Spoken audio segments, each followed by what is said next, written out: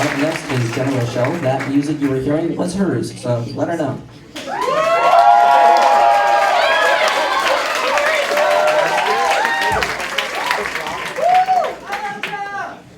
Hello, my name's Jenna Rochelle, and there are 3 things that you really need to know about me. Number 1, my most recent Google search was Theodore Roosevelt, sexy bobblehead. Number 2, I feel weird being naked in front of my pets. It kind of reverses the power dynamic that I'm used to. And number 3, I think the scientific method is a hoax. So, do you guys like impersonations? Like, do you want me to do one? No. That was Rosa Parks.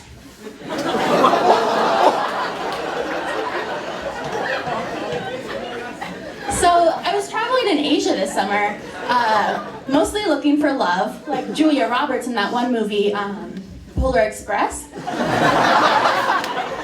I didn't really have anything romantic happen to me. I mean, I saw this guy on the subway in Manila, and he comes up to me and says, "Are you claustrophobic?" And I said, "No." And then he says, "Then why are you sweating so much?" So the only souvenir I really wanted was chlamydia. I would have settled for syphilis. I'm not that picky. But doesn't look like I'm bringing back any STDs from Asia. I did bring back something else. My first week back in the land of the free, I was chained to a toilet for a week. I spent 7 days and 7 nights with diarrhea. It was a biblical curse. Like, Moses was leading an exodus of Hebrews out my asshole. I legitimately thought that I had cholera, and it was a really bad time, like that one Marquez book, but without the love.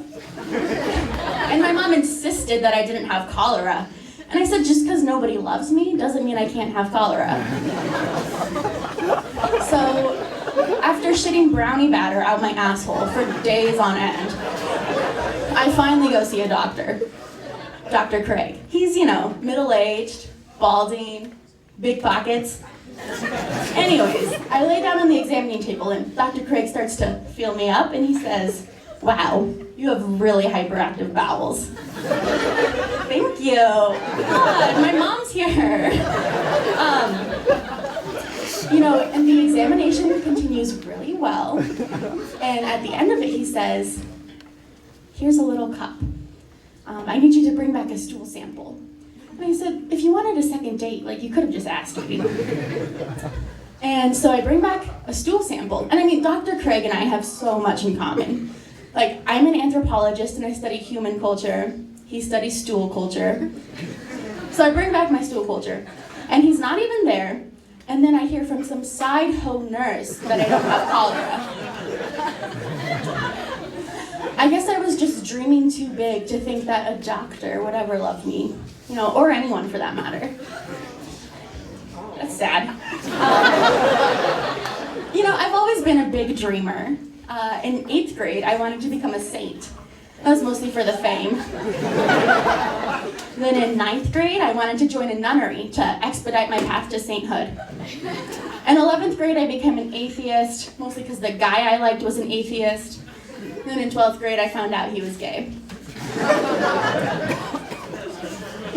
My primary preoccupation now is finding Amelia Earhart. I'm worried about her. This administration is doing nothing to find her. Why isn't this in the 2020 plan? Speaking of politics, I don't speak of them. But I will say this one thing. Women cannot be president. It's not fiscally responsible to buy a White House if you're just gonna menstruate all over it. My tax dollars are not gonna go to power wash away the stains of a bleeding vagina liberal.